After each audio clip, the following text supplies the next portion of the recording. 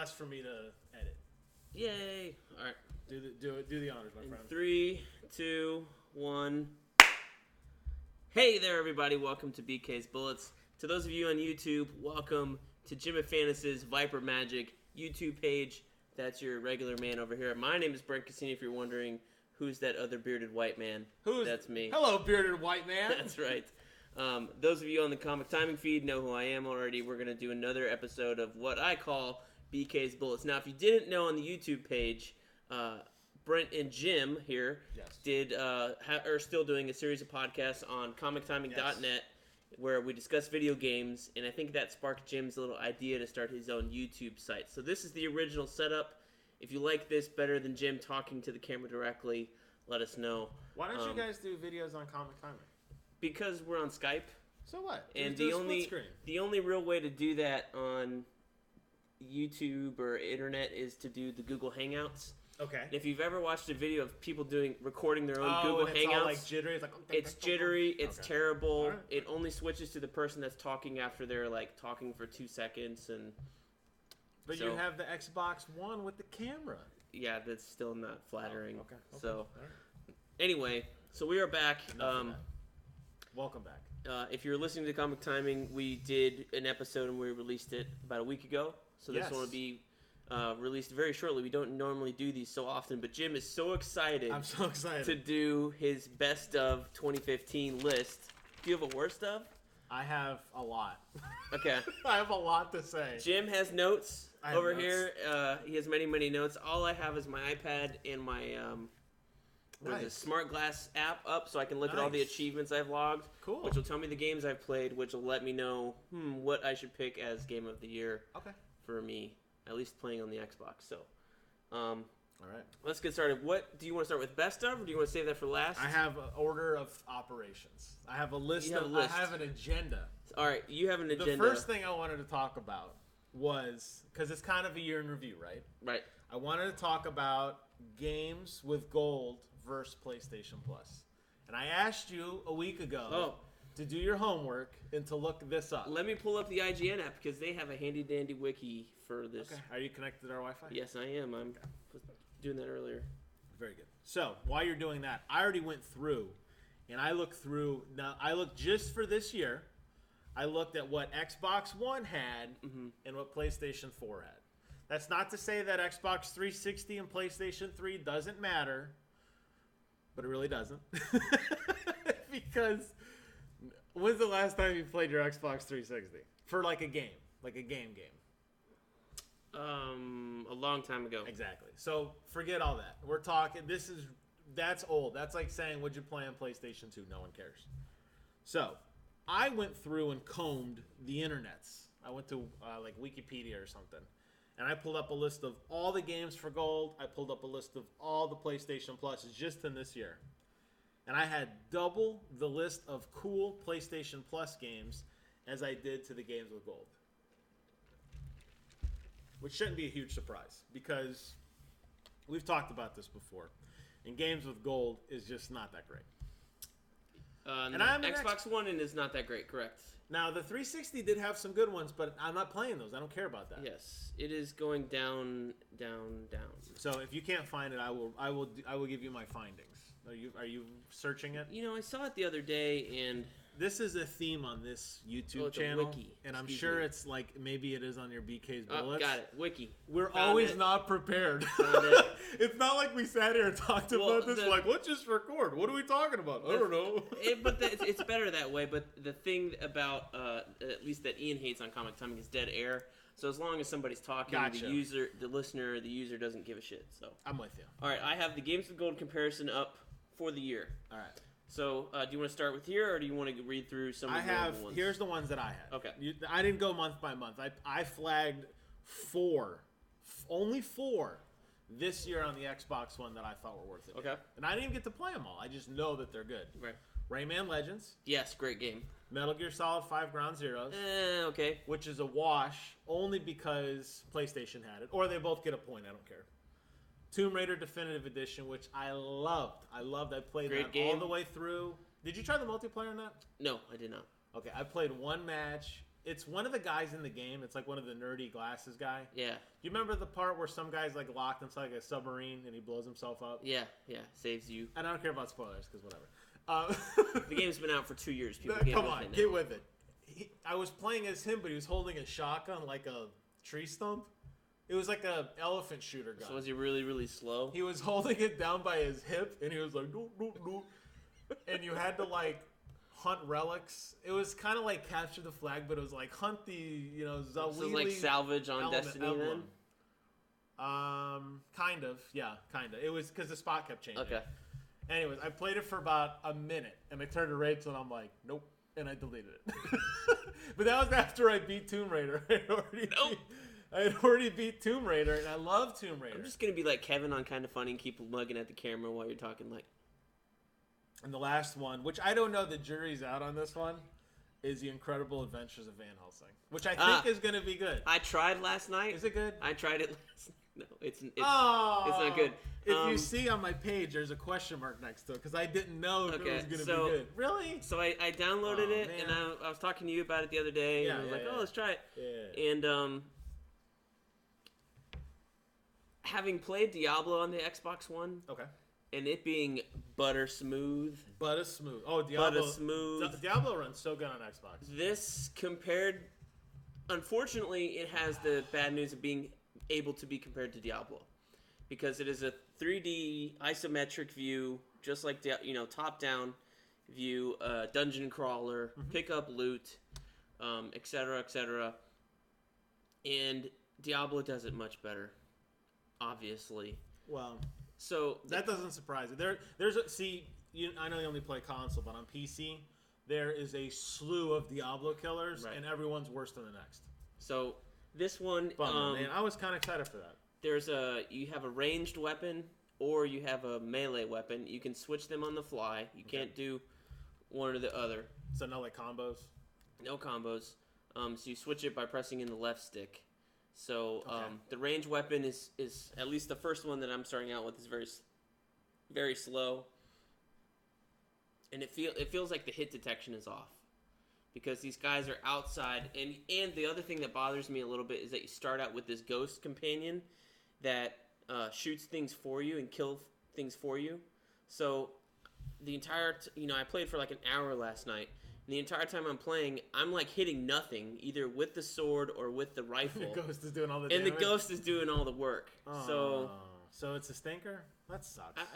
All right. I played for an hour. I'm like, if you've never played Diablo, you might like it, but whoa, what a caveat! Having played Diablo 3 Ultimate you... Evil Edition, all right. Well, that's unfortunate. It can't stand a chance against that. So, well, it's funny you say something can't stand a chance against that, because now I'm going to read you the PlayStation 4 list of games that I felt were amazing. Okay. Infamous First Light, which I don't know if you played that or not. Did you play any Infamous? Mm-mm. Yeah, you didn't come over and play Infamous one time? Never. Rogue Legacy. Did you play that one? Nope. Guacamelee Super Turbo Championship Edition, which is now on the Xbox 360, right? Or no, you bought it. You bought it for Xbox. I bought it for Xbox. It was on Games with Gold the month before I got an Xbox One. So it wasn't this year. So it has been a Games with Gold for Xbox One, just not in 2015. Okay, we'll scratch that. Metal Gear Solid's a wash. Rocket League, which I'm going to talk a lot about later. Coming to Xbox One. The wait is over, but you got to wait 4 more months. With the Warthog and the Armadillo. How cool is the Armadillo? How cool is the Warthog? How cool is the Warthog? They should have the tank. The Warthog looks like those little rocket remote control racers I used to have. It looks like all of them. Now, Rocket League on the... I'll get to it later. Limbo. And Super Meat Boy. What did you think of Super Meat Boy? I just played it. I liked it. It's fun. And The Walking Dead Season 2. Oh. Ooh, not Season 1. Oh. And this is what's so good. But Xbox releases... We got Season 1. And then like the next month, Sony's like, hey, fuck you. That was the worst. That was such the worst. Number 1, I had just sent back Season 1 from GameFly, because I played it on the iPad, and I wanted to play Season 2 on my Xbox, so I want to save to carry over. Unfortunately, you can't cross-contaminate. I will say this. Sent it back. The next month, Xbox is like Season 1 for free. So I downloaded that. I will say that then PlayStation next month's like Season 2, fuck you. I played Season 1 on my PC on Steam. I played Season 2 on the PS4. When I started Season 2, it says, hey, you don't have a save file. Obviously, it couldn't go onto my computer to find it. I said, nope. And it said, we're going to randomly generate stuff for you. So when Season 2 started, it said, previously on The Walking Dead. And it had decisions, the key decisions I made. And some of them were different than what I made. But it really didn't matter. It didn't matter. I don't want to give anything away in Season 2, but characters make returns. And I don't know how I treated them in my Magic random save file, but it didn't seem to affect anything. Okay. So my point is, I don't know how much it matters. I don't know if it does. But anyways, this year on PlayStation Plus, they kicked Microsoft's ass. And it bums me out because as a 2-console man, well, like a 10-console man, but as an Xbox One owner now and a PS4 owner, I want good stuff every month for both. It pains me that Xbox is being pasted in this because this should be better. Now, we did get Castle Storm, which was kind of fun. It wasn't for me. Yeah, I didn't play that one. It's interesting. Numa, we both played. Interesting puzzle game. I beat Numa in 3 hours, and it was fun. It was a good experience. It looked beautiful. It did. I recommend anybody who has downloaded it hasn't played that. It just feels like the Xbox has these really odd. Valiant Hearts. We got Valiant Hearts. You got Valiant Hearts this year. I think that's even though it's a wash. I didn't count it. I played it a little bit. It's pretty good. The subtitle, it's called Valiant Hearts: The Great War. The Boring Simulator. The subtitles. It's not very action-y, you're right. Stitch 3 people. How to Survive Storm Warning Edition. I think that would have been... I played that a little bit. I got off the first island. I think if you really spent some time into that game, you'd really like it. Okay. It's kind of like, not DayZ, Zombie Nation. What was that game you had on 360 or PlayStation where if you left, your people starved? Oh, like if you didn't play for 4 days. I turned it. What was that called? Z Nation, DayZ. It was something like that. Something like that. I gotta look it up. I bought it. I bought it. I logged in, and you left for a week. I left, and your whole everybody team died, and I was like, "What the hell is this?" We also got Assassin's Creed 4 Black Flag this year, so you can't count that out. State of Decay. State of Decay. There you go. Piece of shit. We had Pool Nation. Here's the best game we had all year. Obviously, from the length that it was on Games with Gold. Pool Nation FX. Let's count the months. June. May. I'm going backwards. April. Wait, they just left it up there? 3 months on Games with Gold. Were they giving you other games? For free. Were they giving you other games during that? Yes, they did. So is it like the guys at like Pool Nation like, hey guys, is anybody downloading our game? They're like, nope. Try it another month. Pretty much. Let's see. Oh, that sucks. Here's some other ones. Here are the ones I hated. iDarb on the Xbox One. It's dumb. It's really dumb. It's a pixel soccer game, basically. I was trying to watch gameplay of it today, but I couldn't make it through a minute. It's super quick. It's super frantic, and thus they just throw you in there, and there's no tutorial. There's no here's how the game works. It's just like good fucking luck. Just figure it out, huh? I hated that game. I deleted it almost immediately. I see. So, yeah, I mean, I think they're getting better. See, I don't feel that. I mean, I've had it now for like 3 or 4 months. Other than pneumonia or whatever it was called. Numa. So Valiant Hearts, I'm looking forward to completing that game because I remember it looking really cool when it first came out. Walking Dead Season 1, if we hadn't already played it, that would have been a great get because that's a great story, Season 1 there. Numa was pretty good. Thief, you're so on, unfortunately. And Van Helsing, unfortunately, is not that good. They need more... Okay, like I just bought Sunset. I couldn't wait anymore. But the problem with this is that they keep getting these games that are coming to Xbox One that have been out on PC for a long time. Which is okay. That's because like Nuclear Throne's been out for like 3 years, and I just found out about it on PS4, and I love it. It seems like what PS4 does on their PlayStation Plus is that they get games that are launching and I think it's a little bit here, but Yeah. it seems like some of their indie games that they give away for PS Plus are launching for the first time on all platforms on PlayStation 4, whereas Xbox One just gets PC ports. I look at it like I went out and they had Best Buy's got the buy two get one free. I bought Sunset Overdrive this week. I bought Dead Rising 3 this week, and I bought Darksiders 2. Why don't Definitive Edition. Why can't those games be on Games for Gold? Why can't we get last year's Madden? Why can't we get like I'm with you. Rise? Why can't we Preach to me.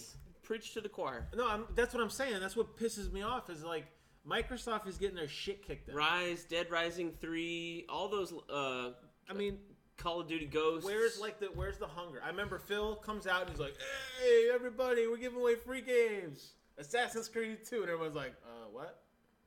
You remember when he did that? It was before the Xbox One. Yeah. When they first, because PlayStation was doing it forever. They called it the Instant Game Collection. And then Xbox is like, "Hey, we're doing games with gold. Everyone's going to get free games. Assassin's Creed 2." And everyone's like, that game came out like 9 years ago, bro. But they gave out some free games. I played Sleeping Dog. I think Sleeping Dogs was the last 360 game I played all the way through. That was a fantastic. Got it for Games with Gold. Love that game. I just look at some of these games on the PS4 side of things, like really good, deep, fun games. Now, maybe it's just they're singing to me. Like Valiant Hearts, people are like, dude, maybe someone's screaming right now, God damn it, Valiant Hearts. Now, I'm only 30 minutes into it, so I can't tell you how good it is. Maybe it's an amazing game, but it just doesn't... I don't know what it is, but it just seems like every time I get the list of a PlayStation Plus game, free game, versus the Xbox free game, I'm like, oh. You're right. And I always just get let down. They have work to do. It's very clear, but it seems like they're starting to step up because they went from one game on Xbox One and now they're at 2 games. And I love competition because it makes that happen. Also, I would like to point out from the Xbox side, with backwards compatibility now enabled. That's good. Every Xbox 360 game is backwards compatible enabled. If they're games with gold, not everything all right now, but in the future. So now basically you're getting 4 games for Xbox One, not just the 2 that are Xbox One only. So you're getting 360 games as well. So that's actually my second thing I wanted to talk about. Backward compatibility is now here. What do you think about it? Have you used it? I have used it. I have been playing Might and Magic, Clash of... Might and Magic? Might and Magic? Gears comes out, freaking Halo, everyone's foaming at the mouth, and Brent's playing Might and Magic. What's Might and Magic? Clash of Heroes. What? Might and Magic. I wanted to see what it was. Alright, so... Might and Magic, Clash of Heroes, this game. Is it fun? It's a puzzle... It's a puzzle game? It's a puzzle game. Wow. It was a Games with Gold game. I always looked at it. Some dude sitting at his computer. It's kind of interesting because they set it up almost like Pokemon or something. There's a story and characters and there's a map. So you got to go fight this guy and go fight this guy. So it's almost like an adventure game. Okay. Except puzzles is the battle system is a puzzle. Okay. Except that you are trying to line up your units, and if you line up 3 units in a row vertically, then they start an attack in 2 or 3 turns. So it's turn-based. So it's a lot of strategy. It's fun. I've played it. There's a Nintendo game. For quite a while. There's a Nintendo game that's very, very ssimilar to that. It's like a dragon something, but it's I know what you're talking about. So I've played that. So you did do one. Now I started Mass Effect. I was trying to recreate my character because my save didn't load. It didn't save over? No, I only played for like 3 hours probably on the 360 when that came over. The save is supposed to transfer over though, right? Yeah. Or maybe I think it might have been there. Maybe I just didn't like the way my guy looked, so I wanted to throw him out. Now let me ask you this: you've been playing, but it works well. Here's my question: when you load the game, it loads the white 360 logo. Okay. The white screen, and then loads straight into the game, and you're good. And Okay. you can pause it. You can go back to the main menu. You can do all the sorts of things. So, on the original Mass Effect on 360 that I played, it looked like garbage. Like it would you would see it like loading before your eyes. Like you load in and your guy would look like all blotchy, and then like just his armor would load in, and then like just one person's armor would load in, and it like stuttered. It was like it wasn't enough power. Does that have you noticed that? Did they fix that? Since it's software emulation and they weren't running a virtual machine on Probably it, the same thing. it's probably the same thing.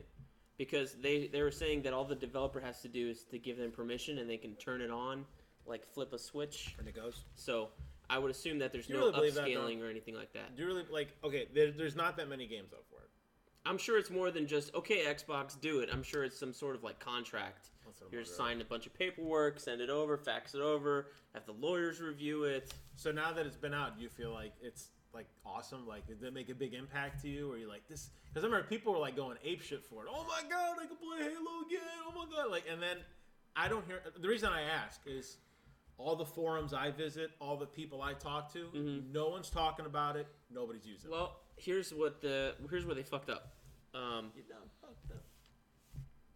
Instead of, they were saying 100 games at launch, right?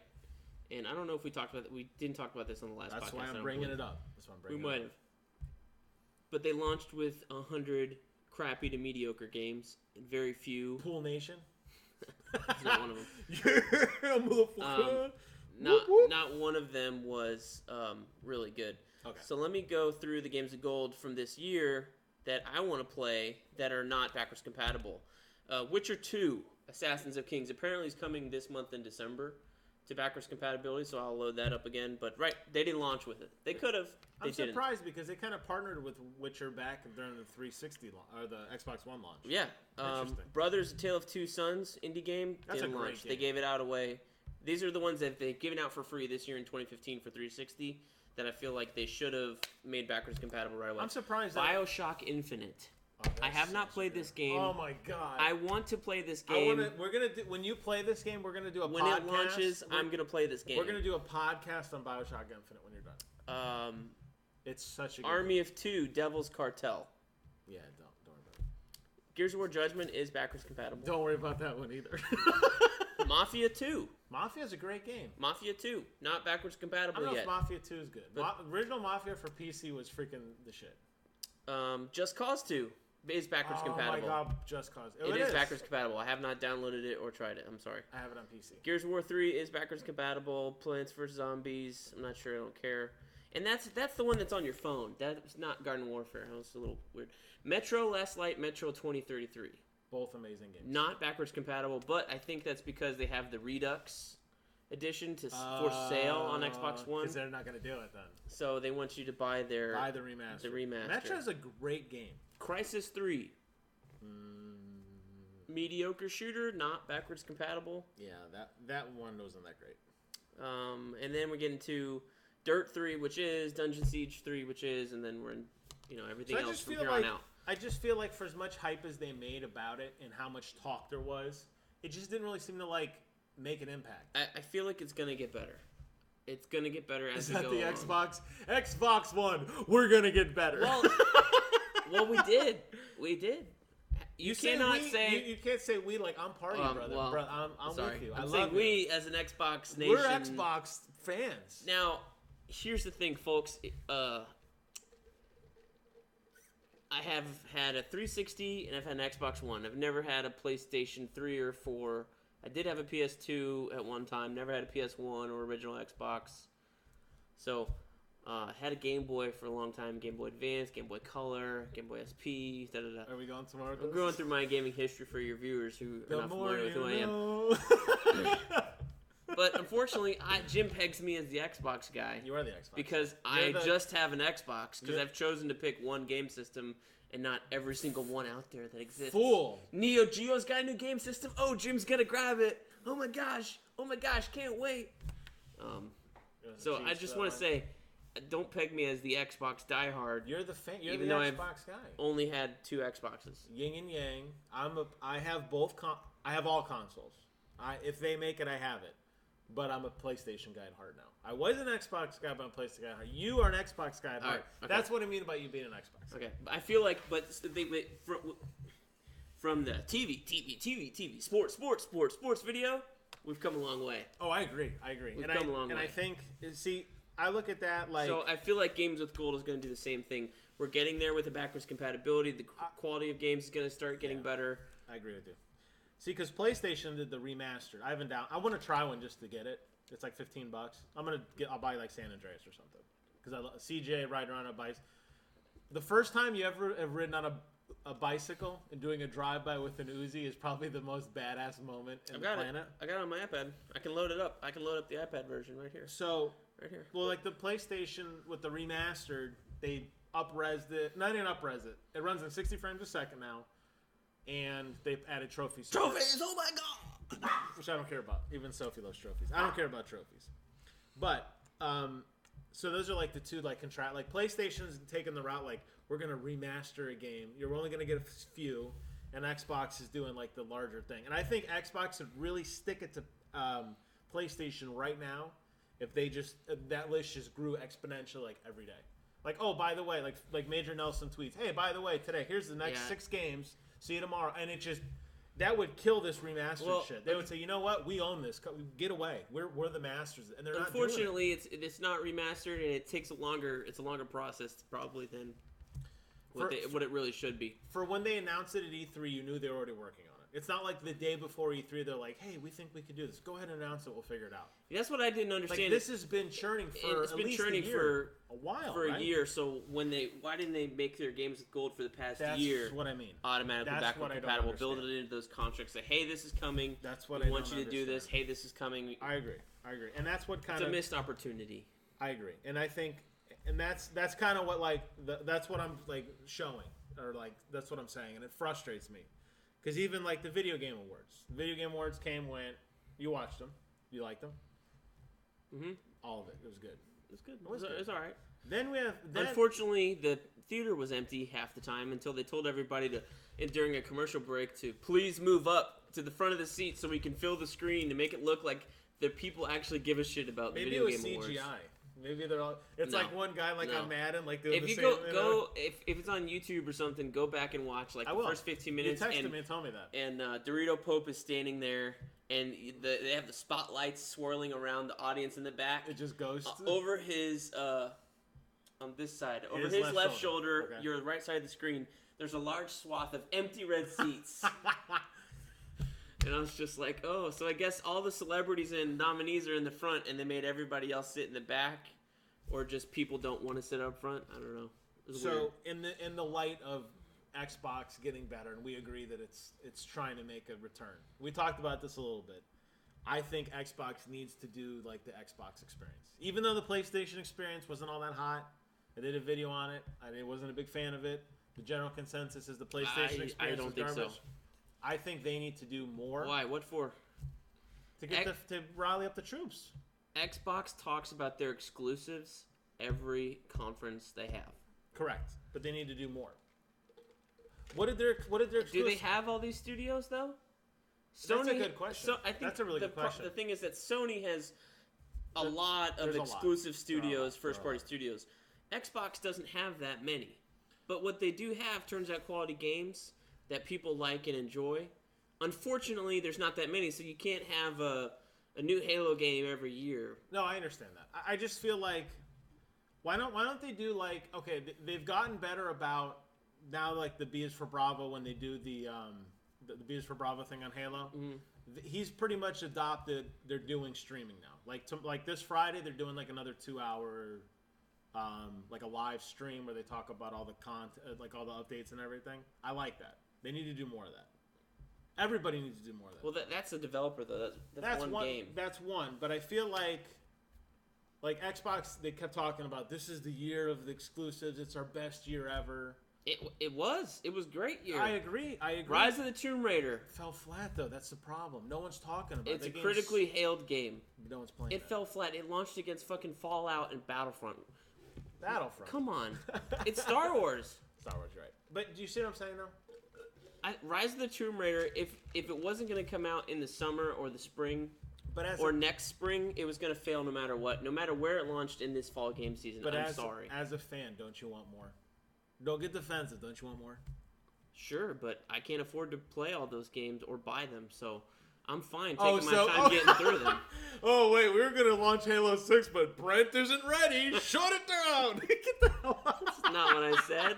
That's not what I said. We got a great game, but Brent said he's not done with the last one, so we'll just let everyone else suffer for our number one fan. All I'm saying is this. Clearly, PlayStation is pulling ahead leaps and bounds. There's no console war anymore, and I don't care. Sales mean nothing to me. I'm glad they're both doing well. Clearly, if there wasn't competition... games with gold wouldn't be as good. PlayStation has lapped Xbox One in terms of sales, sure. competition More than double. And I say this all the time. Competition's super healthy. You get good games from one, you get good games from the other. You get a monopoly, look what happens. Things fall apart, right? We totally agree on that. I'm just saying that clearly PlayStation is now.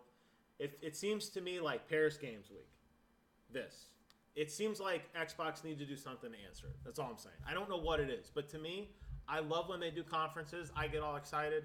I was super excited. Yeah, but they do all these conferences. Did you watch the Tokyo Game Show one? I watched everything. Was that a great one? It was okay. Well, what about the PSX one last week? Was that a great one? That was horrible. Oh, so because it's horrible, because one's horrible, they can never do it again? No, I'm saying they're doing too many. Oh, I don't see it that way. And Xbox has 2, E3 and this year, and Gamescom in Germany. Gamescom. They weren't quite 6 months apart. They were about 4 months apart, but they showed different games at different conferences, and that's all you need to know. I just feel like they need to. I don't know what they need to do. Maybe it's because it's funny because they were when the console first launched, they're real hyped on like the TV and like all the channels they were doing and all this new content and everything. And I know that kind of dissolved. The only thing that really came out of that is pretty much a Halo channel. Like I know Forza has a channel, but there's really no videos or anything on it. Mm-hmm. But I feel like they kind of hyped it up. People dumped on it, but maybe they shouldn't have gone that extreme. But I feel like there could be more. I feel like there's something. There should be. They got dumped on so hard they took it to heart and actually scrapped their plans. You want them to go back and renew these plans that everybody told them were shit?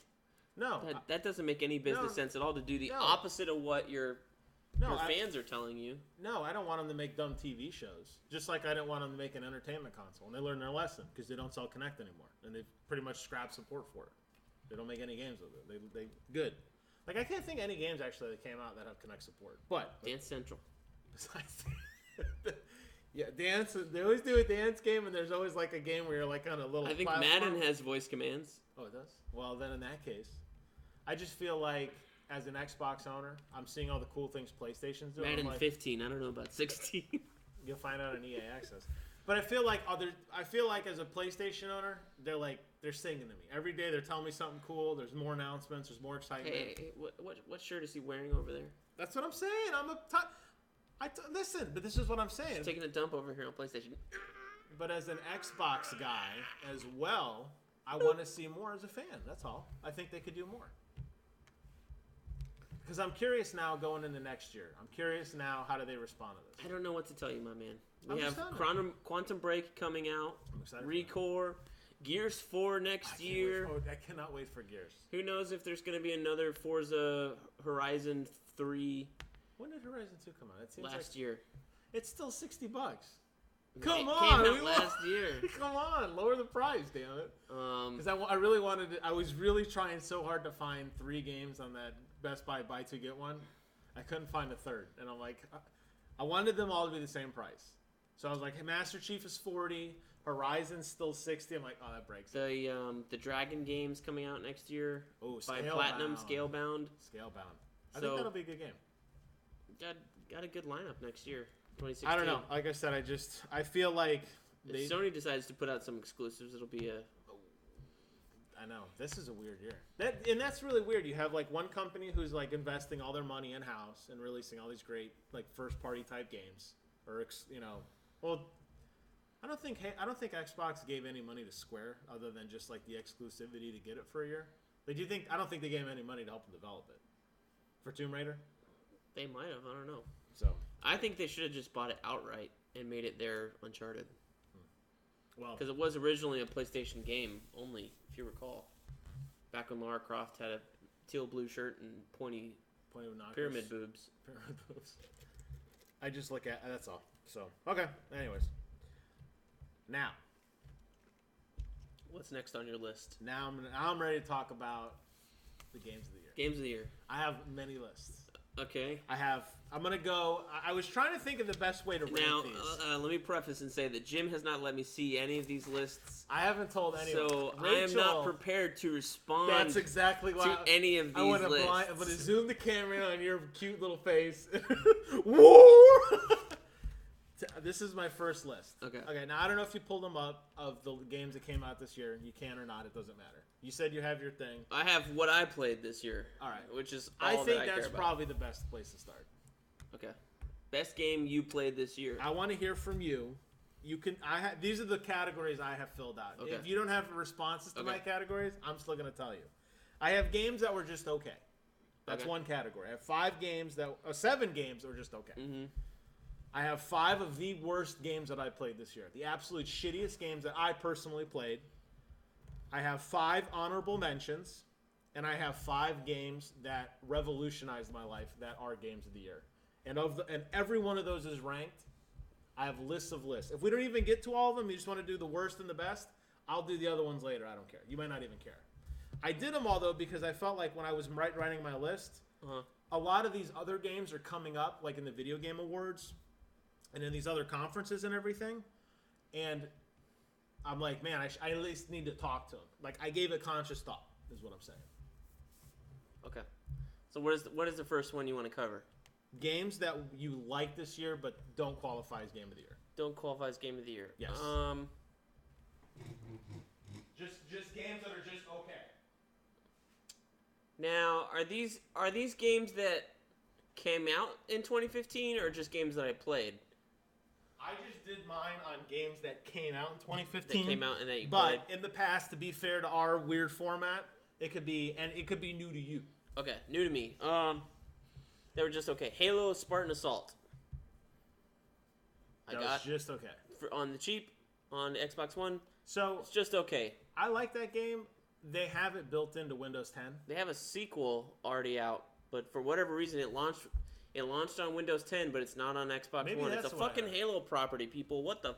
Maybe that's the one I have. I have one. Let me see if I can open it. I have one that's Spartan Assault Lite. Okay. So it's like $5. I never bought it, but I played the demo. Oh, it's so much fun. We played at your house one time. I like it. Mm-hmm. It's a good game. Here's what I did think was cool. Forza Horizon 2 Fast and Furious. Or Forza Horizon 2 presents Fast and Furious. A little standalone DLC pack, small world, a couple cars featured in the movies that you love to drive. No, the only person from the movies that was in it was Ludacris. He was like a voiceover. Oh. Now you got to take your car over to... I can't even do a Ludacris impression. I'm sorry. It sounded like a Southern Georgia boy. And another thing. But he told you where to drive and where to take your car to, what to do next, what was open. Okay. Sunset Overdrive. Just okay. Just okay. You know that I don't like this game based purely on the way that you move alone. You told me you weren't a fan of it. I really feel that they should have figured out a way to automatically jump onto things or to help you out a little bit more. It is so dependent on you landing on a rail or a rooftop right on the exact spot. There's almost no forgiveness. I think a little bit... It's very arcadey. A little bit more would be great. And I feel like... I know it's meant to be played in the air on a rail. It's one of those games where you constantly move, right? It punishes you for being on the ground shooting. Gotcha. I don't know why. It punishes you to play it like a normal game. So I didn't quite like that. That was one of the last videos I remember watching before Rev 3 disbanded. Right. Was Nick playing that game horribly. Yeah, he's terrible. And I was like, oh my god. I'm excited to get it, though. I should get it tomorrow. I played Rise, Son of Rome this year. Just okay. Assassin's Creed Unity. Just okay.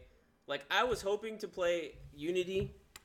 I played it. Everything was patched, so I had no glitches. Right. I was hoping to play it and be pleased with it and tell you, Jim, you should give this game a shot.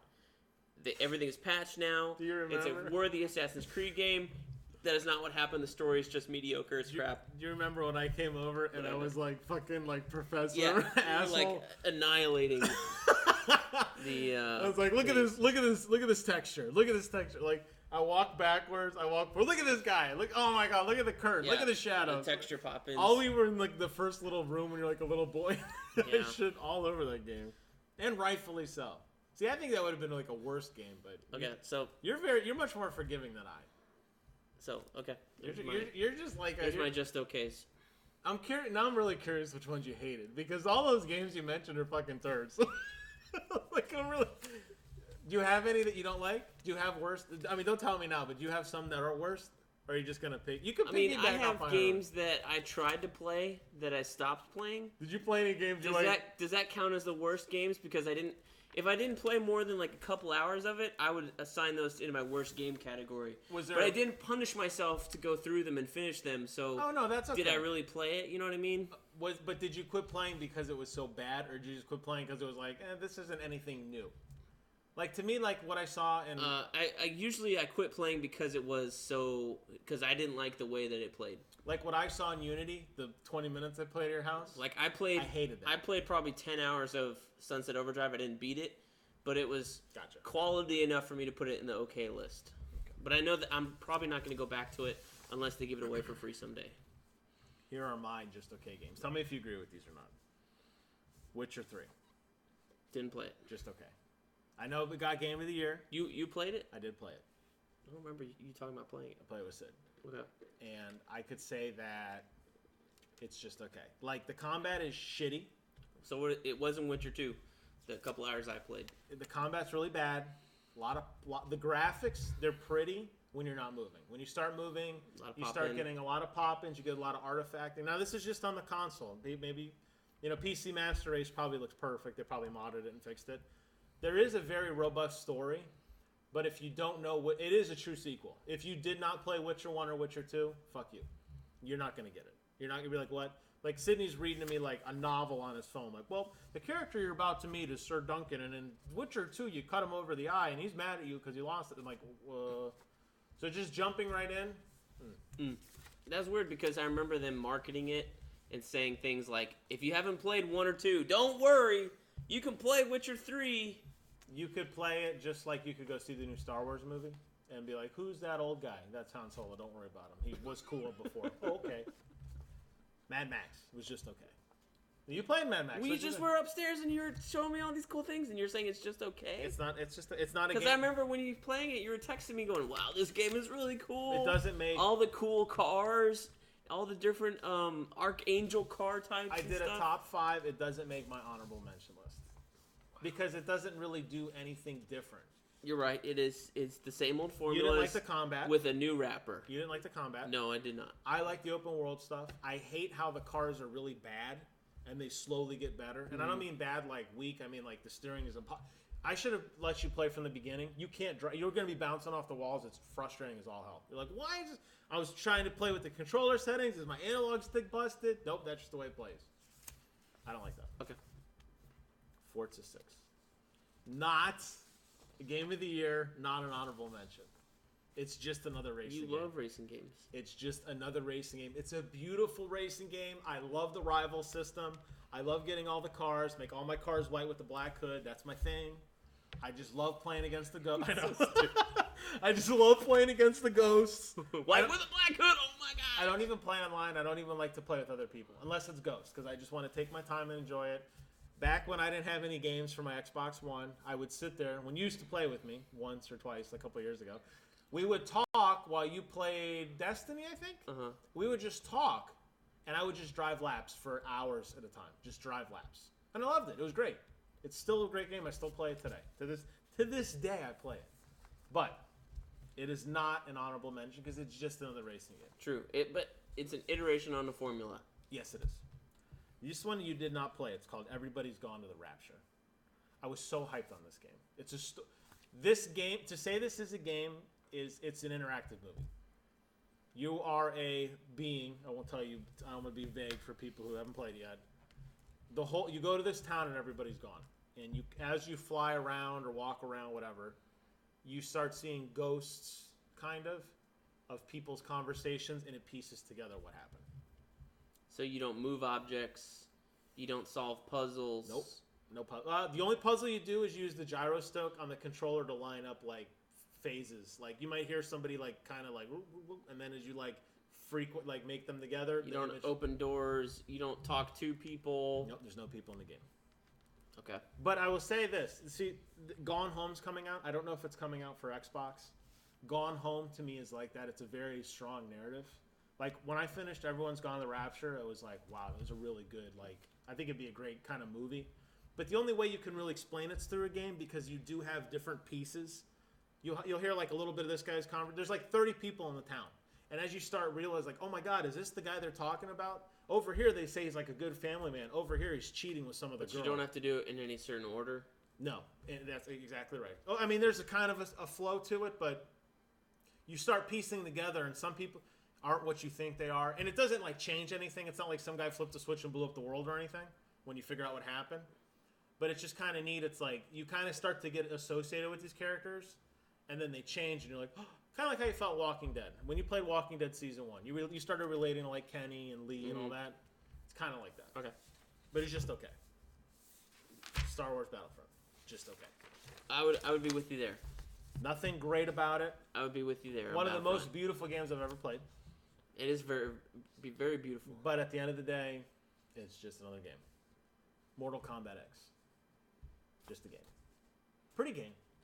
Got the combo. Got the core statue. I played through the story on Mortal Kombat X. See, After Injustice, that story was not good. I was gonna say there's no to me compared to Injustice. That story is not good. On its own, Mortal Kombat world and story, I don't know all the lore, so I can't really judge it on that level. But I have a deep attachment and root to those DC Comics characters, so maybe it's an unfair balance of judgment to say that the Mortal Kombat X story was not good and Injustice was an A+. To me, Mortal Kombat X, I haven't even played the story. I have no desire to play it. I really bought it because Rachel bought we got Mortal Kombat X because Rachel wanted the core statue. That's why we got Mortal Kombat X. Okay. So I begrudgingly played it, but I played through a little bit. I got all the characters. It's beautiful. It looks amazing. I have no desire to play the story. I don't know who Jax is. I don't care. But, like, after playing He's the guy with the cyborg. No, I mean, I know that. But, like, after playing, like, Injustice, like, that to me, like, I know who Batman is. I know who Aquaman is. That was a story. That was a great story. So I can't see, like, me ever caring about Johnny Cage's daughter. No, and you don't. Even though she's, like, the main character in the game. And the last just okay game, Bloodborne. Just okay. Because you got sold out? Because you played Dark Souls... Here's my theory on this. You played Dark Souls 1. I did. You loved it. I loved it. You played Dark Souls 2 pretty soon after that. And I petered out. And you didn't beat that. Petered out. Then you got into Bloodborne and you were like, eh. You're right. The reason why Bloodborne is just okay is all they really did was they made the combat a little more aggressive, but everything else is largely identical. And they changed the world. They changed the art style. Everything else is largely identical. Same kind of... You had trick weapons, okay, so what? You didn't have those in the other ones. You had blood echoes instead of shards or whatever. You had the bosses. When you died, you had to go get your body. You had to invest in points, level up. So... It's fun. It's a pretty game. No map. I was really surprised that a lot of people were saying that was game of the year. I'm like, where are you guys coming off with this? Because it's just not there. So the reason I wanted to list those games is those are games that people talk about. Like, I have heard all of those games in some capacity be considered or win a category for, like, best racing game, best game of the year, whatever. Mm-hmm. And to me, I wanted to just address them that I did think about them, but they're just meh, as you would say. There weren't many on that list that I have, like, vehemently disagreed with you. Okay, worst games of 2015. Worst games, okay. Yeah. Let me scroll through. Any that just you rage quit. Van Helsing, Incredible Adventures of Van Helsing. No, I'm gonna throw it in the tank here. Oh no, I want to play that. You know how excited I was. Remember I came in your cube. I'm like, Brent, we can fucking Van Helsing. Yeah. We're gonna play together. We're gonna kill aliens. No, shit. Don't buy it. That sucks. Go through here. That sucks. Evolve. Now I didn't purchase that. This That thing, is number 3 on my list. but I played the beta, which was one character. You had like an open weekend. And then Xbox did have an open Evolve weekend, which was 3 days. The entire game was unlocked technically, so you could have unlocked things by grinding. I played, I don't know, maybe 6 hours over the weekend. Holy shit. 2 hours. Okay. Not for me. Where'd that game go wrong? No attachment to anything. No attachment to the world. It's a multiplayer-only game. 4-on-1. You just didn't care. Being a monster is cool. The people are cool, but there's just no attachment. What I do when I play shooters is I usually play like Halo or Gears of War. When those come out, I play the campaign first. So you dress up because it helps you acclimate to the shooting mechanics and stuff really easily. Okay, I agree with that. Evolve did have a tutorial where it showed you, okay, if you're a trapper, here's your weapons, and here's how you should use these. But was your trapper, like, did it have a name? Were you, like, Bob the Trapper? And It had a name, but there was no backstory on him, and there are, now probably, like, 4 different trappers you can use. So there's 4 or 5 different classes, and then, each class has 4 different people. Men, women, big guys, small guys, fat guys, skinny guys, whatever. So, see that video right there, video 149, I'm not going to play it.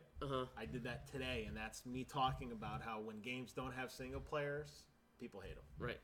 And this is another example. I actually talked about that at length. I think Battlefront suffers from it a little bit, but it's Star Wars, so I feel it gets a little bit more of a pass. So in Evolve, Evolve, if all 4 people are teamed up together, don't they pretty much always win? You could, but if you're a monster and there were a lot of times where I was a monster and I got away, and you can level up your monster in each match, so you get stronger and stronger and bigger with more health. Okay. So if you get up to level 3, I think it's called, you evolve 3 times, that's why the game's called Evolve. Yeah, gotcha. Then you're practically like nigh unstoppable. So you can win either by killing all the hunters, which it seems like they have 2 lives.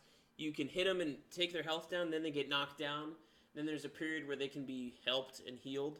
And then after that, if they don't do that, then they'll actually die. So there's like a down but not out mechanic in there. Yeah. Usually I won by just going to whatever the objective was in the map. Power core, ship, destroy this, or whatever, and you win. I did that quite a lot. But not enough to grab me. For me, I felt the design was kind of cool, but in terms of a $60 value, if it, this free weekend did not get me to want to purchase it, 1%. 0. So, for me, and I never played it, but just as an outsider, there was so much DLC for this game. It just felt like you were buying the game 10 times over. The just death 4th by or DLC. 5th monster was $20. That's what I mean. $20 for a monster? Are you fucking high? It's a third of the game for one character. Yes. 1/5 of the characters in the game. No, thank you. I agree with you. Okay. Another worst game I played. This was a Games with Gold game. It came out, I don't know if it's December or January. I think it was January, Games with Gold. D4, Dark Dreams Don't Die. I was so excited for this game, and then you told me it sucked, and it hurt me when you told me how bad it was. Because I really thought it was... This is like it's supposed to be, you play this detective, something's going on, the first part is cool, you're in a morgue, then you go home, and I don't know if your girlfriend died or you're investigating some death. Then it was too Japanese for me. Let's just put it out there. Okay. Too Japanese from there. Japanese. Some girl wearing roller skates, wearing bunny ears, and a little bikini jumps out and starts talking in this really high, bubbly voice at me, and I have no fucking clue what's going on, and I was just like, nope, I'm out. I stopped right there. I played for 30 minutes. Okay. I believe that's it. All right. You already mentioned Evolve, so that was my number 3 on the list. Number 5, Battlefield Hardline. Didn't play that yet. It's on EA Access. I have it downloaded. I'm gonna play through the story. There's a reason it's on EA Access.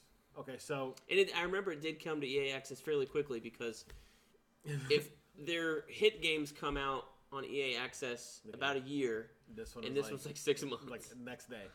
So I was fortunate enough to play in the alpha and the beta when it came out. Now, technical issues aside, I'm just talking about what I know the game's going to be when it's done. Like, if I walk through a wall, I don't hold that against them. I just know it's going to be fixed. So I played a lot of alphas and a lot of betas. It was so broken fundamentally, like what you were doing. Like, it's this cops versus robbers game, but then the cops had rocket launchers. You played Battlefield 4. Yes. Did you play any of the multiplayer? No. When you play the multiplayer and a tank rolls up, in the hip terms, we call that armor. Oh, we got armor coming. That means you need an engineer to use a rocket launcher, you need a C4 charge, or something like that. In Hardline, when you shot a tank equivalent with a pistol, it did damage. So you could do like death by a million cuts. So it totally annihilated the whole class system. Mm-hmm. Like, you need to have an engineer with you. It totally took that away, and it was just like, shoot anything that moves with anything you have, and eventually it will die. And that is so fundamentally broken from what a Battlefield game should be. I know you don't play a lot of Battlefield. I was so passionate about this because I freaking love Battlefield. I love Battlefield. And when I saw this coming out, people say it's like glorified DLC. Like, I think it's being generous. Like, I think they went a step backwards. Damn, Wow. son. Damn, son. Okay. Number 4, The Order 1886. One of the worst games of the year. Worst. I played it. You beat it. I loved it. But it's a shit game. I think you know the hype you get when it's over? Uh-huh. You beat a game, the credits roll, and you're like, hell yeah, this game's cool. And you had this guy, and you had this guy. It wasn't that bad. Like a week later, I was like, what a piece of shit. Like, the hype wore off. Okay. It had borders on the top and bottom, which is That's crazy to unacceptable. me. That is crazy to me. Unacceptable in this era. Unacceptable. The processing. People is like, The processing. Oh, you here we played go. the game? Yeah. 16 by 9? I can't even do it. Here we go. Like that. Pretty Went much. through that.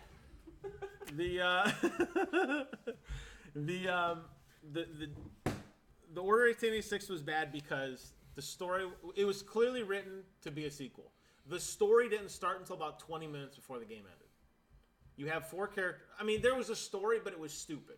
You have 4 heroes, right? But it didn't get good until the end. It didn't get good till the end when you get framed. And then it was set You up. get framed, and you're like, why are you framed? Find out later, and it ended. Up until then, it was like, hey, 4 heroes, go fight the evil. Hey, 4 heroes, go fight the evil. And then, like, the second to last mission, one of the guys turns on you. You're like, hey, what the hell? And then, like, now you're running down the street. You're like, ah. That should have been like 50% of the game, not If 90%. exactly. The gun combat is some of the best I've ever played. It is arguably, like, the most beautiful game I've ever played. But it had no substance. I beat it in, like, 4 hours. I've heard people platinuming him in, like, 6. So you didn't like the length.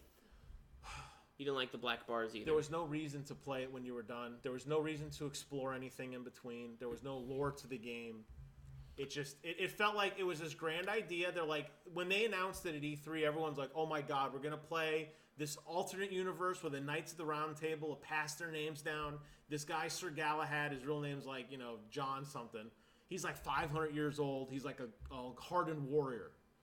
These guys are like, he's been fighting forever. He's been in every situation. He could self-heal. This is an amazing story. That's really cool. And then, like, a year later, they're like, hey, how's that game coming? They're like, oh, yeah, we got to go make it. And then, like, a week later, it came out. So, in all the promotions they did, all the hype they did, I remember going to Best Buy. I pre-ordered it. I had the collector's edition, the statue Sir Galahad under fire.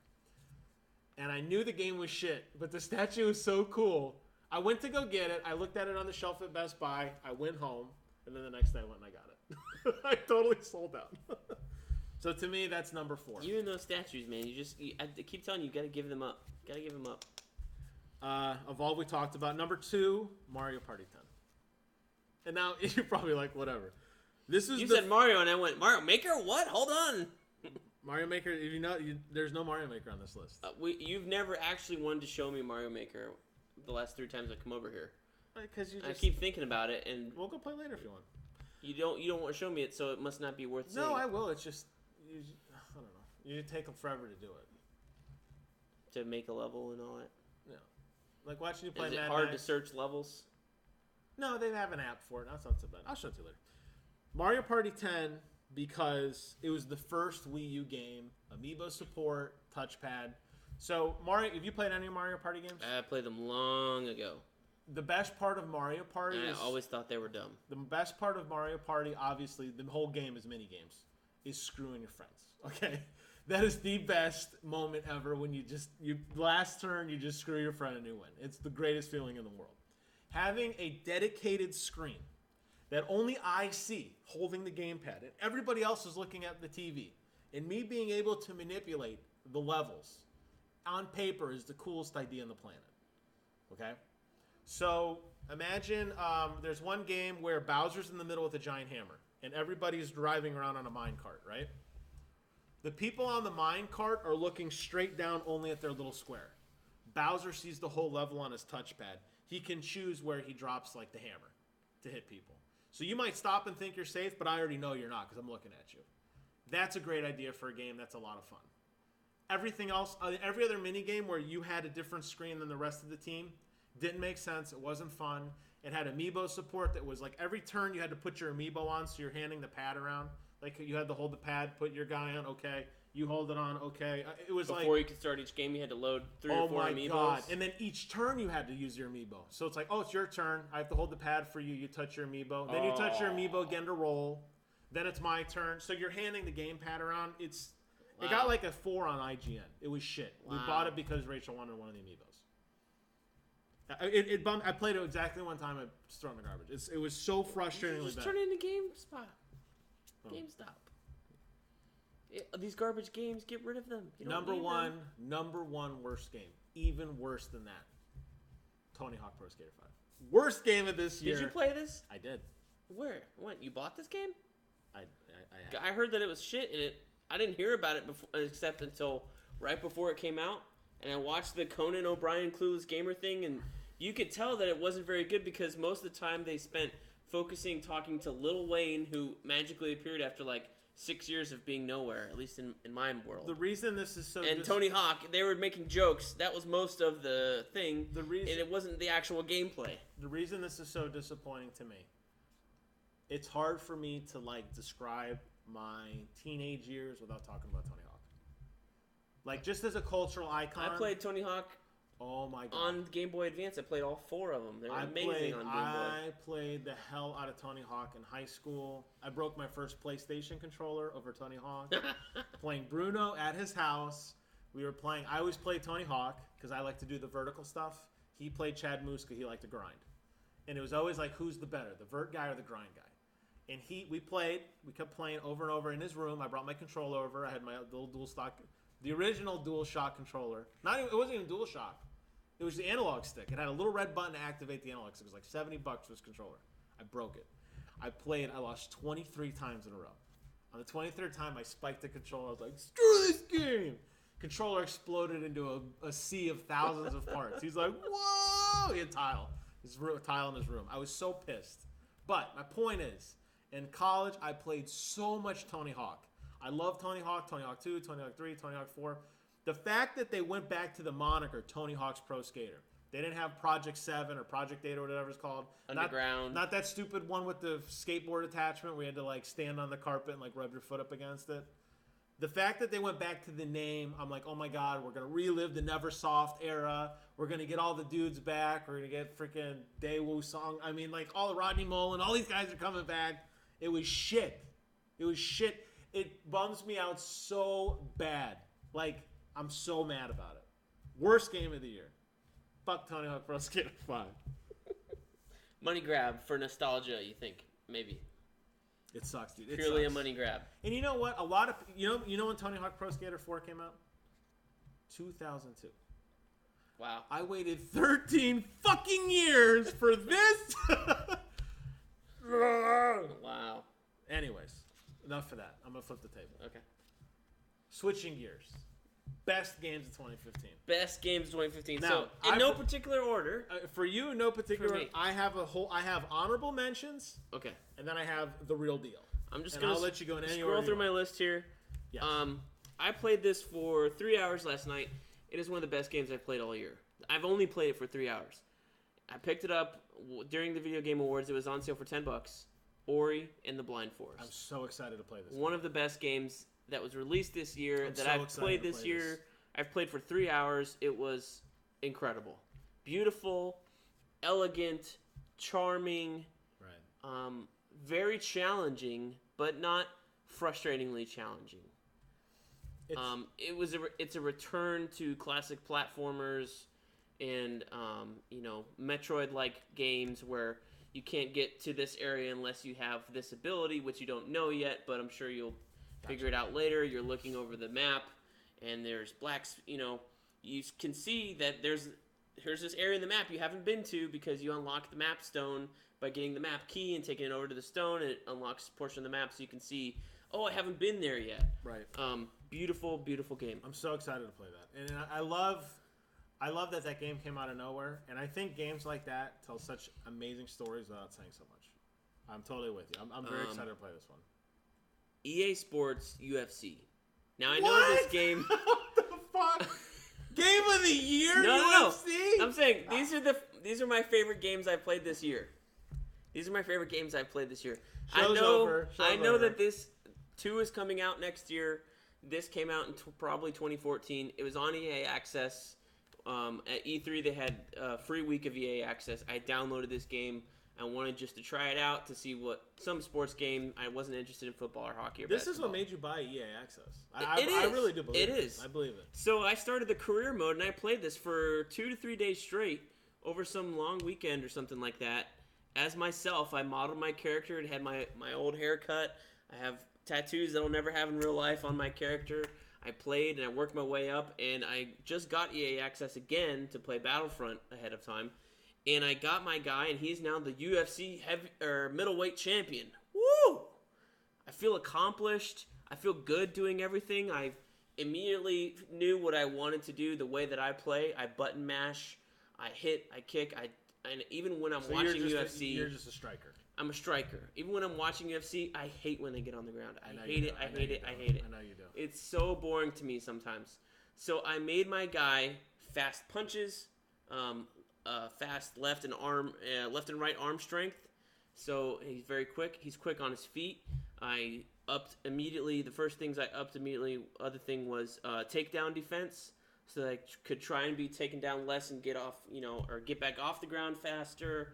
Movement speed, ducks. There are a ton of stats on that game that you can level up as you go. So you start out as an average. They average all your stats, so you're like rating it of a 50 out of 100. Now I think I'm like a 93. Since I maxed out those things later on, now I'm maxing out all the ground stuff. Just to have it. Just to be a better rated fighter, because there's nowhere else I can put those stat points. I've maxed those out. The ones I really want to focus on. One of the best games. But wow, it's... So are you going to buy... I really like it. I really, really like it. So would you buy UFC too? Or do you feel it's going to be more of the same now? Like, it might be more of the same. I'll look into it. I don't know if I'll purchase it right away. So, to me... But it's a great game. It's worth getting EA Access for and playing it. Wow. Just the career mode, I think. So I played through, long time ago, back on Xbox 360, UFC Fight Night, the boxing game. Mm-hmm. What you're describing, that experience, is exactly how I felt when I played Fight Night. You had the left and right analog stick with your left and right hands. This isn't that. Well, I'm just saying, I know boxing's obviously not as complex as fighting, but it was just... So, like, jab, you press down and circle to, like, move, and the shoulder buttons were, like, moving your head and backing up and stuff. And building a guy from nothing, training, you had to go do, like, fight test dummies, work your way up the ranks, do button mashing exercises, eat certain foods. This has all of that. And it was great. So, I could understand that if you haven't had that experience before. There's it's training in between matches. I poured a lot more time into this game than some of the other games that I've on this list. I'm glad you liked it. Let's see. Destiny Taken King. That is on my list. Huge improvement for Destiny. That is now, on my list. I have not played it since probably before Halloween, so but that's okay. I did play a lot of Destiny this year because I got Dark Below in March. Yeah, you were a late adopter. I was late adopter. Because you bought the season pass after Dark Below came out. Yeah, that's right. Then I got excited for House of Wolves, played that. Played all the way up through Taken King launch. Played Taken King. I love what they did with the game there. Yeah. Huge improvement. Unfortunately, I had played enough, and there wasn't much. I mean, there's still more for me to do. I still have a lot of quests I can go do, but I feel like after a while, it's not going to do anything for me. But I loved it. I gave that I had that as one of my actual games of the year. That was my number 5 game of the year, and everything you said and more. It had a story that mattered. It had characters that mattered. It had a plot I cared about. I felt excited to go through and explore the Dreadnought. It actually made the world worth exploring. I felt rewarded in the gear. I love the game modes. But I'm with you. I've taken a break. I'm going to jump into Sparrow Racing League just to try it. But I have a feeling I'm not going to stick with it long. But that's one of those games that anytime something happens, you're there. Totally agree. One of my other favorite games that I played this year came out 2014. Wolfenstein: The New Order. Great game. And I want to get the Old Blood $20 expansion, but I'm kind of waiting to see if it'll go on sale for $10 or if they'll make it games with gold. I thought it was like a Black Friday for They had a bundle for both the Old Blood and Wolfenstein for $40. Oh, maybe that's what it was. And I was like, I've already played the New Order. There's no multiplayer, so The only thing you can go back and do is like replay the game, which is a great game. I'm not saying it's not worth replaying, but I have so many other games I want to play. I just wanted to play the New Blood or Old Blood. That was a expansion. Great game. Wolfenstein. I will agree with you. Wolfenstein is an amazing game. Amazing game. My final. These last 2 games, I will give them a mention of You have honorable mention and game of the year, so you can choose. And then I have to pick between these 2? No. I'm just saying I have mine ranked in honorable mention. Honorable mention. I mean, if you're having a hard, if you think it was like good but not great. I have 2 left. Yeah, that's what I'm saying. You can have good but not great. Good but not great. Honorable mention. Batman Arkham Knight. Number 5 on my list. Huge Batman fan that I am. A little bit of a letdown. More of the same. There were improvements. The open world, was even bigger this time. It was incredible. I thought they had fixed the being like I barely ever drove around the Batmobile ever. I've climbed to the toppest peak that I could and glided and dive bombed and pulled up and glided and dive bombed and pulled up. I flew as Batman more than I drove as Batman in that game because it was so beautiful from above. Absolutely. Combat was even better. Combat was amazing. I don't know if they improved the combat or if I just got better being Batman. It was tightened up slightly. It's tightened up a little bit. I feel the pairing system was a little tighter. And I love the combat, especially when you were playing with, like, the brief instances you got to tag team with, like, Catwoman or Robin. That was very cool. Or Nightwing or whatever. That was great. It was a letdown in the fact that the story was predictable for a huge comic fan like I am. And I was still blown away by Once I heard what the GameStop pre-order DLC was, I figured it out. Because what else could there be? I'm not going to spoil it here if you haven't played it. Don't spoil, yes. I was blown away by the story. I had no idea what was going to happen. I was like, holy shit! But I will agree with you. No boss fights is what. That was my next point. No boss battles. Best parts of the games, the last 2 games, and Arkham Origins had boss battles, which were good in their own. I keep defending Arkham Origins. I still haven't played it. Worth your time. No boss fights in here. What the hell? I think they scrapped boss fights in term for the tank mode in the Batmobile, which is a horrible everyone could give a shit about. That game had so many cool things going for it. Deathstroke shows up in the game, but he's in a tank. You take down his tank and you jump down and pull him out and punch him in the head? You don't think Deathstroke would have blocked that and you'd have to do like a fist fight? What the fuck? The fact that in the game, the main boss fights were not there at all, and all you did was set up and then it was a cutscene. I wanted to, even if it was just press X to punch. The Arkham Knight final fight is there in that big room, and he sectioned off parts of the room, and then you couldn't go certain places. It was kind of like the Mr. Freeze boss battle. I wish, except it was a challenge room basically. Even if it was just pressing the button to do it, I wanted to feel that satisfaction of like, I want to be the one to punch like Penguin in the face. I didn't even get to do that. I just watched it. All I had to do was drive him back in the back of my Batmobile car thing. Riddler trophies, too many. Too many. And too much. The fact that they hid the real ending. Oh my god, behind the Riddler trophies is terrible. And I know we're crapping on the game for a lot of it, but you're right. It was so good. And then there's just these if they cut the Riddler trophies in a third. They allowed you to have the real ending by doing something in the game and earning it. Correct. Like, everything but the Riddler trophies. There were times I loaded up and I was bummed that Alfred wouldn't give me the coordinates to the next, like, Azrael fight. Because I'm like, I really want to see this so bad. Like, there were so many, like, pieces in there of the game that were like, I want to see how this ends. And I'm like, well, I guess I'll go drive around like a dork and collect Riddler trophies. Oh, thank God, Alfred found the Man-Bat. Let's get in the car. Let's get the hell out of here.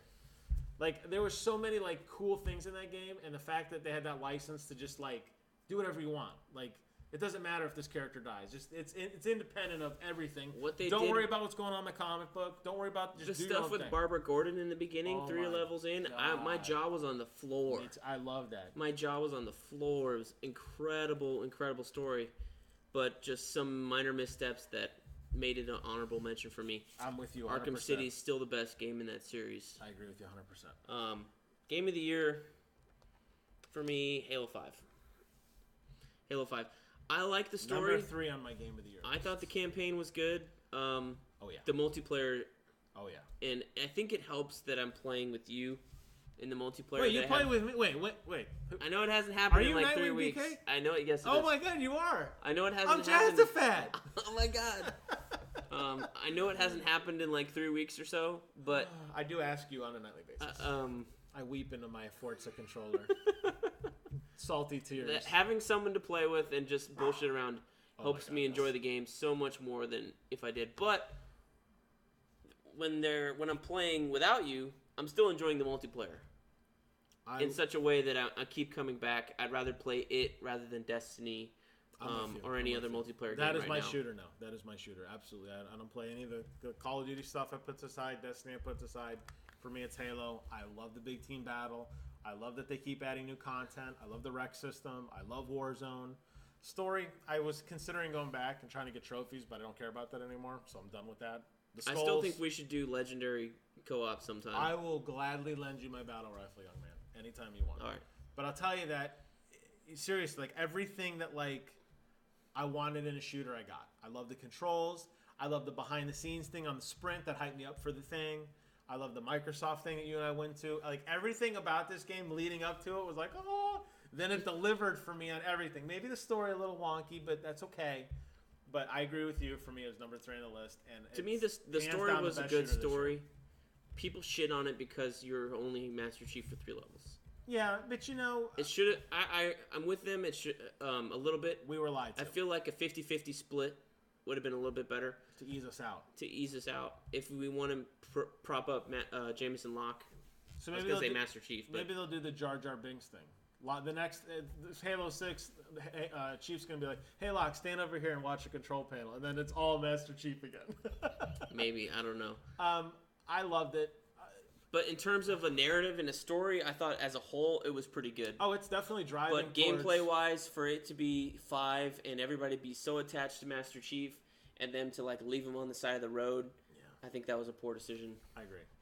I love all the guns. I love, even though I still think it's largely imbalanced. The things they did Warzone is amazing. To the Promethean weapens, the sound huge effects improvement. in that game, the pulse, the plasma caster. Every gun is different in that game now because I remember I replayed Halo 4 just before 5 came out on Master Chief Collection. Yes. And I remember going to the launch event with you. We played through the first level. I picked up some Promethean weapons. I got the bolt shot pistol from Promethean, and it started tracking things. I'm like, what is this didn't track before shooting 3 rounds. It used to be just like a Magnum. Pew, pew, pew. Now it's like, doo-doo-doo, curve, doo-doo-doo, curve.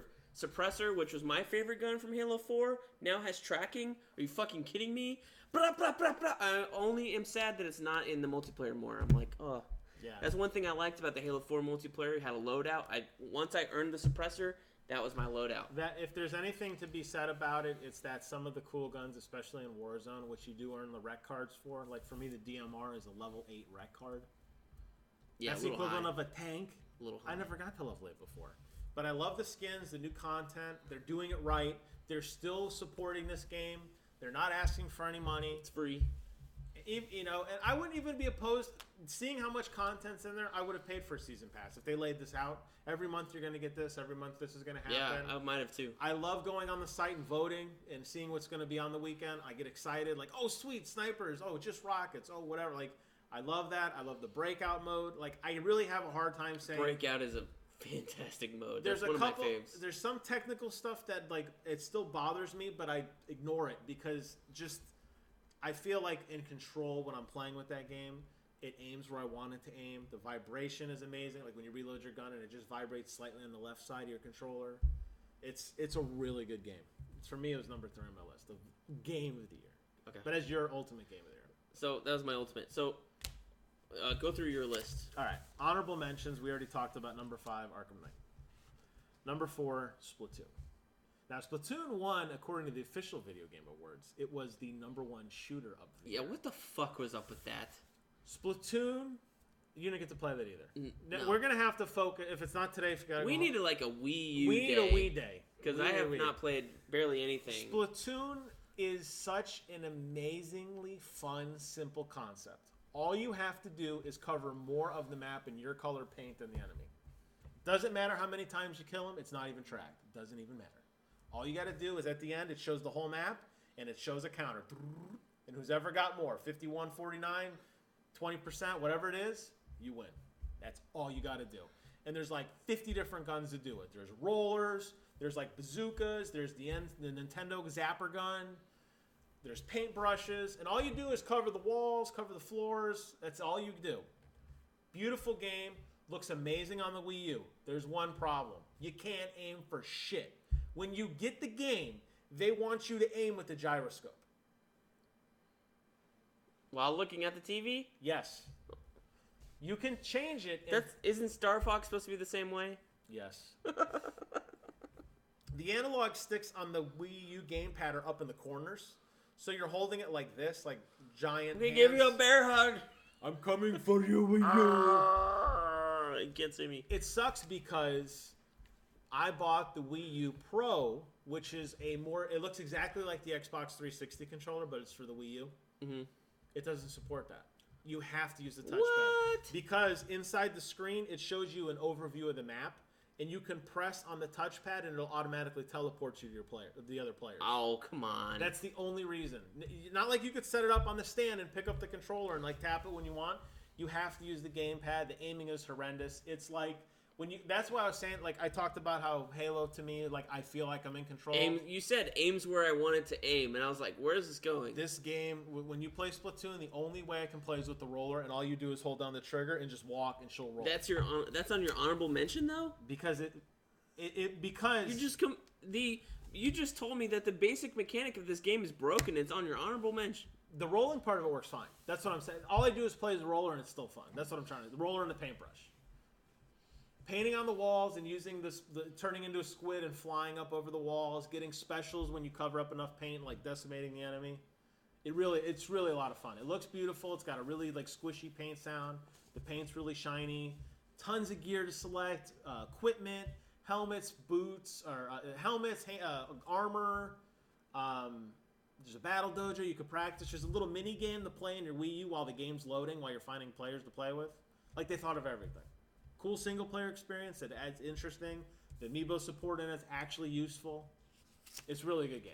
But I know it's funny. It's like, well, geez, the one thing it doesn't do well is shooting. As long as you don't shoot, it's fine. That's why it's an honorable mention. Number 3. I'm surprised it's not on your just okay list. Number 3, honorable mention, right? Just That's to get, what we're on? Just quickly to go through. It beat out, to me, Witcher, Mad Max, Forza, Everyone's Gone on the Rapture, Star Wars Battlefront, Mortal Kombat, and Bloodborne, solely based on its originality and uniqueness to the world. Number 3, honorable mention, Fallout 4. More of the same. I played it for about 12 hours. I built my little town up. Rachel's been playing it. We went out. I'm showing her how to play. She's like going around collecting stuff, picking up the treasures off the map,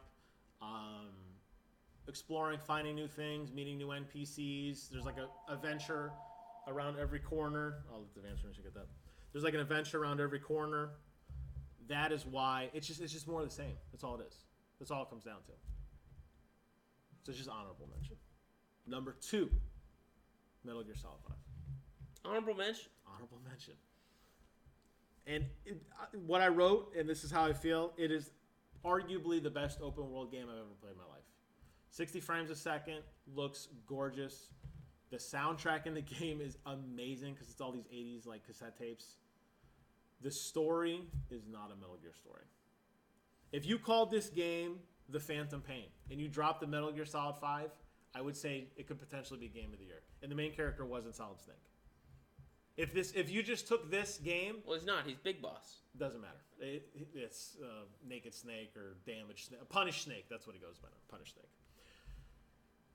Because it's Metal Gear, I expect a certain level of... Zany? Yes, but there's a presentation that goes with it. Nanomachines? The long cutscenes. Nanomachines?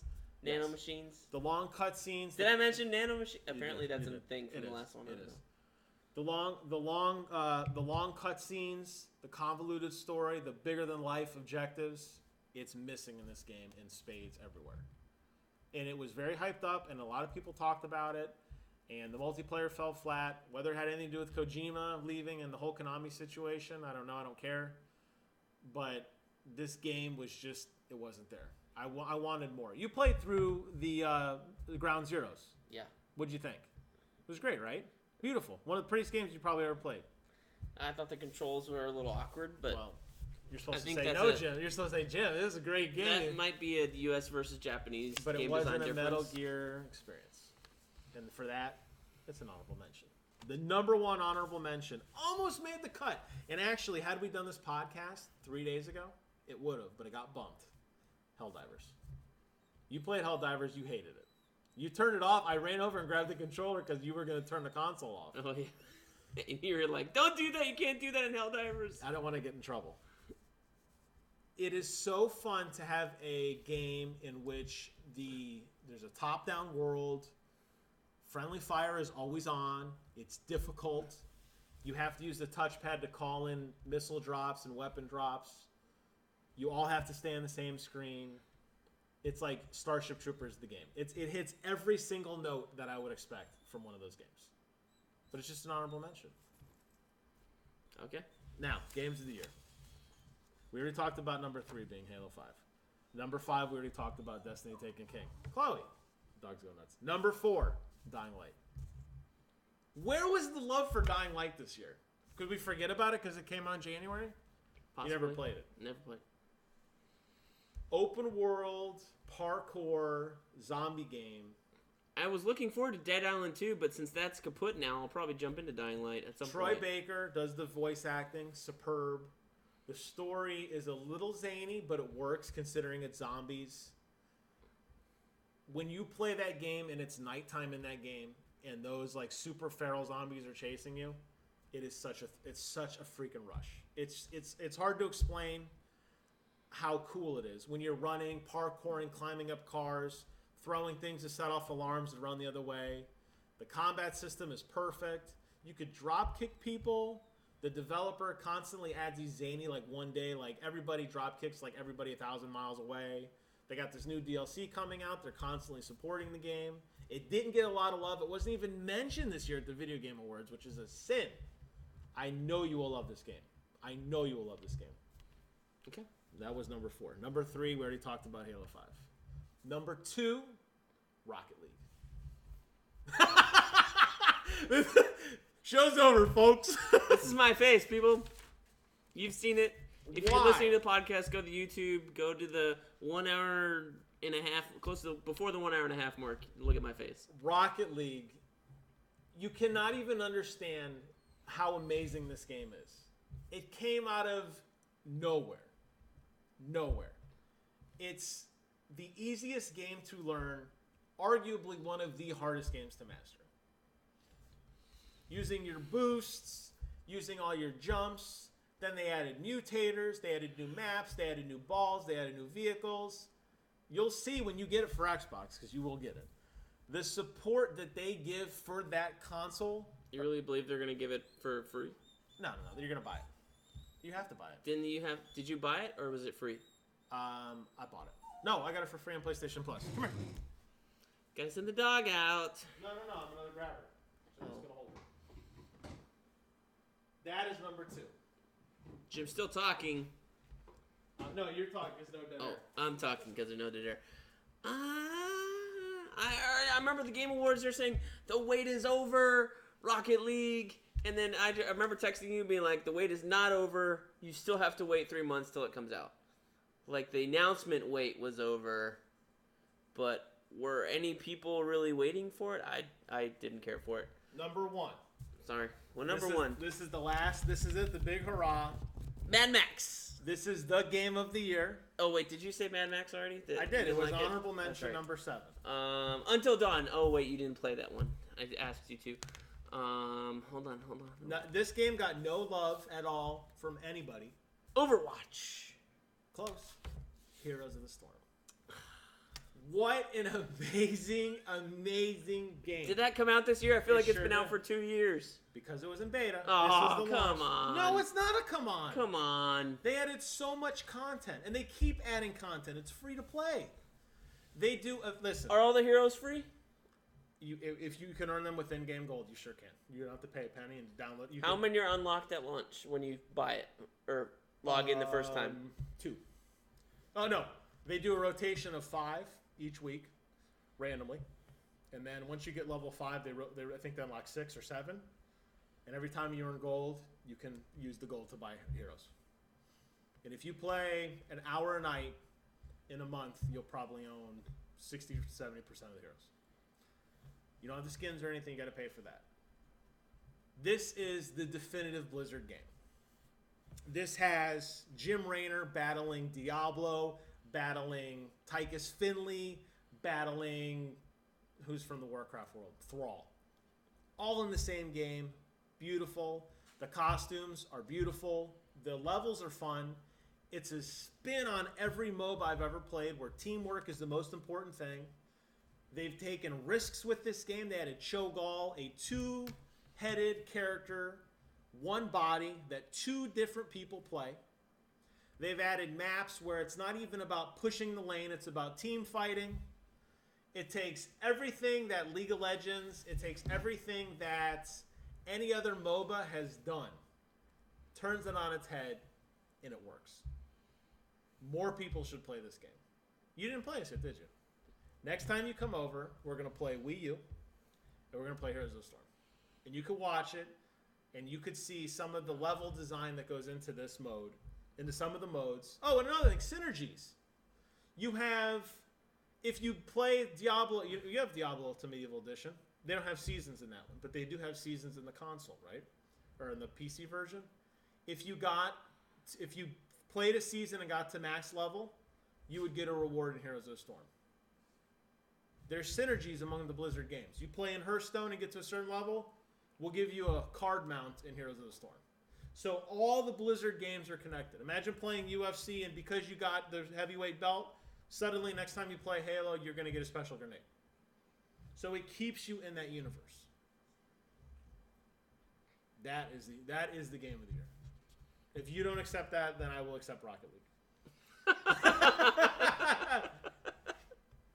So okay, that's it. That's all there is to say. You did say that your game of the year was something I was not going to expect, and as much as you talk about Heroes of the Storm, I still didn't think you would pick it. It didn't even come to my mind of going, because I was thinking, I was like, what has Jim played more than anything else this year that I've heard about more than anything else this year? And honestly, it is that game for you. But it just didn't come to my mind as something that you would say. I play Heroes of the Storm with Kevin just about every night. I have probably logged close to 1,000 hours in that game since it opened up on the alpha. I can't wait to play it again. It's amazing fun. Playing with your friends is so much fun.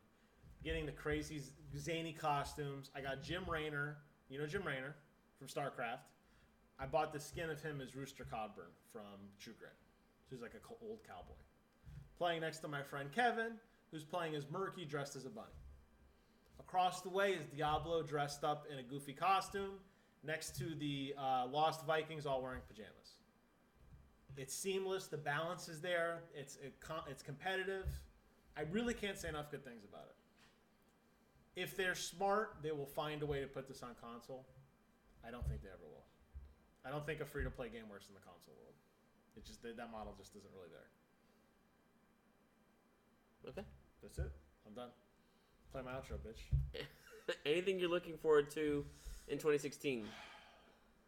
Sony first-party titles.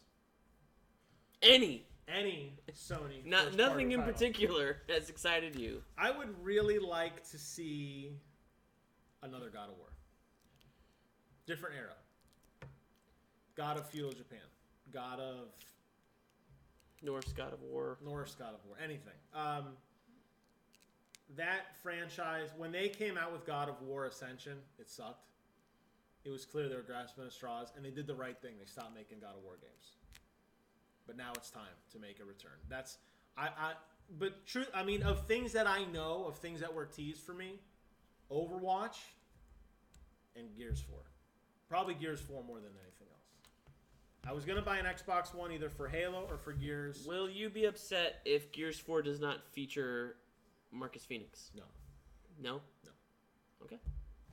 Will I be upset if it does not feature Augustus Cole? Yes. What worries me is when the Coalition, who used to be known as Black Tusk Studios, headed by Rod Ferguson, I know this because I'm a fucking super fan.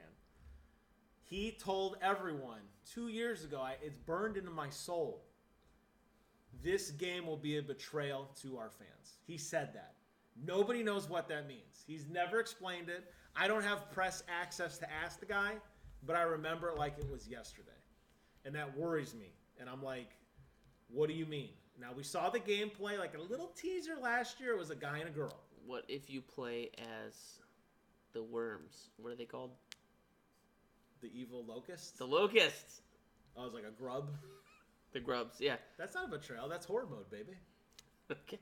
They need to... There's nothing they can do wrong in my eyes in Gears as long as they don't do the episodic type thing that was in Judgment.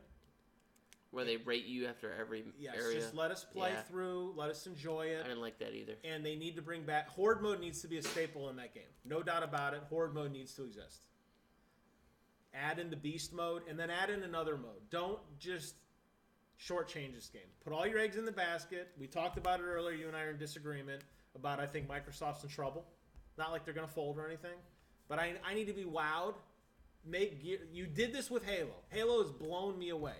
The amount of time I've invested that I bought into an ecosystem that I swore off for Halo. For Halo. I was done with Microsoft. I hated Kinect. I hated the original message. Phil Spencer's a cool guy, but fuck y'all. I hated it. But what did I do? I bought a console. I bought the Live so I could play one game. Halo. And I love it, and I do not regret it. If they never made another game for Xbox One, it was 100% worth my money. No doubt about it. Gears needs to be that. So if Gears can be that, and the rest of the year blows ass, as long as Gears is good at the end of the year, I will be a happy man. Every other game could suck. Overwatch could tank. Sony could shut down. All the first-party studios go away. Every game that's in development folds. Gears comes out like a beam of light. Oh, Halo 3's coming out. Or Half-Life 3's coming out. I don't care. Make Gears 4 not suck. Please. On behalf of a guy who almost got a divorce with his wife over Gears 3. She called herself a Gears widow. She was so pissed at me because I played so much Gears 3. I'm telling you that they need to make this game good. What about you? What are you hoping for? I don't know. I would like to see Scalebound be good and interesting for me. I'm hopeful for that one. Platinum does great games. Have you played any of the Bayonetta games? Never played any of them. They're very, very fun. They're very out there. They're very Japanese-ish, like the JRPG stuff. That's the only thing I'm afraid for you, because I'm hoping it's not Japanese in that way. The guy's wearing headphones on a dragon, like that's bunny suit material. The girl in the bunny suit is right around the damn corner when you're seeing that kind of stuff. Maybe. I'm hoping it's not. Gosh. I'm hoping Telltale Batman comes out next year and then it's cool. I think Telltale is oversaturated. They might listen be. to what Colin said. I'm kind of funny, but I've had that opinion for a very long time. Telltale is freaking everywhere. I will say that Walking Dead 2 Season 2 was amazing, so I can't really claim that they're not there. Telltale games, I usually wait until the end of the season to play. I'm with you. I'm kind of in the same boat. If Telltale Batman has a good rating, I will buy that as it comes out, which I've never done with them before. I'm kind of in the same boat with you. I'd like to see another good superhero game. Like not Batman obviously, but something in that vein. If it's Marvel, if it's DC, that would be good. Regardless of what movies are coming out next year, something.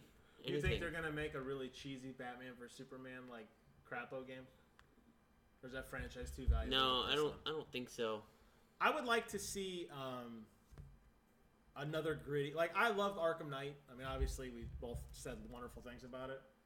I love the gritty combat games. I love gritty worlds. I love what what I would like. I would like another Shadow of Mordor game next year. Ooh, or something in that. It's too soon in that for realm. that. Maybe, but that was and who makes Shadow of Mordor? Warner Brothers. Mad Max, Warner Brothers, Dying Light, Warner Brothers. Man, their stock's going through the roof. I like when they make gritty games. I like when it's not all flowers and like Avengers and Marvel and stuff is cute. And it's not to say that you don't get blown away by some of the epic proportions that happen in the battles and stuff. But it's always like a one-liner. Like, I always joke about, like, in Agents of S.H.I.E.L.D., prepare for a large file transfer. And he throws a filing cabinet out the window. Yeah.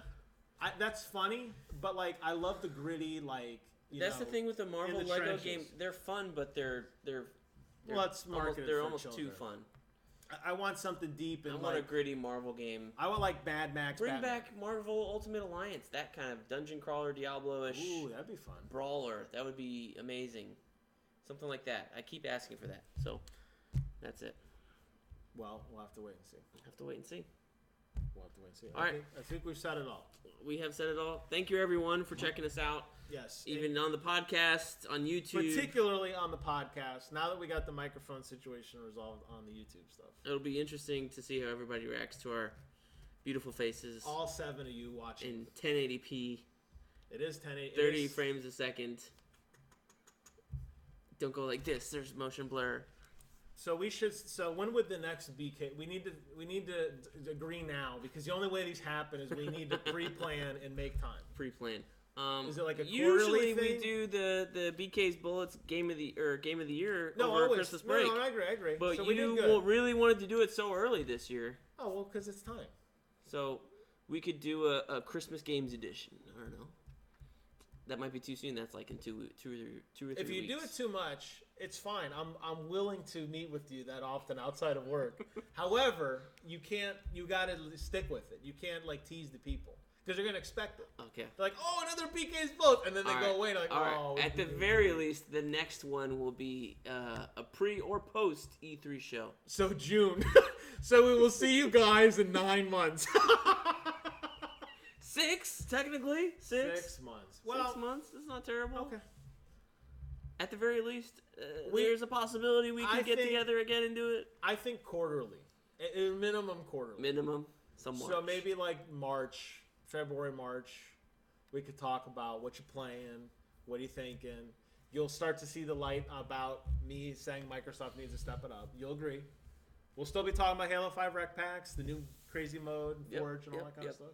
Maybe we'll play Halo again by then, together. Maybe. In the same online instance. All right, man. I'm out of here. Okay, so remember, if you are listening to the podcast, please check out Jim's YouTube channel, youtube.com/vypermajik, VYPER, space, second word, MAJIK. Viper Magic, spelled like a 6th grader would. Hey, PlayStation won't let us change our names, and that's my damn name.